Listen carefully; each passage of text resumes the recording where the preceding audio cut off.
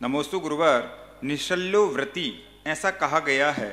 बाहुबली भगवान महाव्रती थे, फिर लोक में ऐसा कहा जाता है कि उनको शल्य थी कि मैं भरत की भूमि पर खड़ा हूं, जबकि महापुराण में यह बात नहीं आई।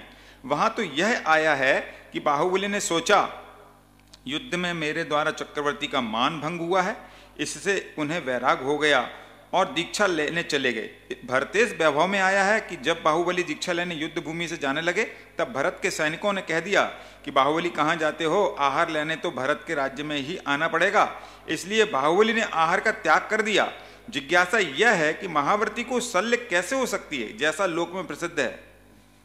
ये लोक प्रसिद्धि है, आगम कथन नहीं है, क्योंकि बाहुबली नियम से भावलिंगी संत थे। केवल ज्ञान नहीं होना कोई बड़ी बात नहीं है। ऋषभदेव को 1000 वर्ष तक केवल ज्ञान नहीं हुआ। 6 महीने तक वो भी ध्यान में बैठे रहे, वर्षों वर्षों ध्यान किया। केवल ज्ञान नहीं होना ये शल्य की बात नहीं है। एक पूर्व कोटि वर्ष तक भावलिंगी मुनिराज जो 2 बार उपसम श्रेणी चढ़ के आ गए और एक पूर्व कोटि वर्ष तक मुनिराज रहे तो भी केवल ज्ञान प्राप्त नहीं हुआ, मरकर सर्वार सिद्धि चले गए समाधि लेकर के, केवल ज्ञान नहीं हुआ। तो इसे शल्य नहीं कहा जाता। शल्य तो मिथ्या दृष्टि को होती है और बाहुबली छायक सम्यक दृष्टि थे, क्योंकि माया मिथ्या निधान शल्य इस सम्यक दृष्टि को होती ही नहीं है।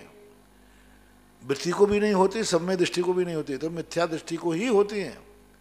इसलिए ये कथाना के कथाएं मात्र जनता के रूप में हैं, उड़ाई हुई कथाएं हैं, ऐसे ही।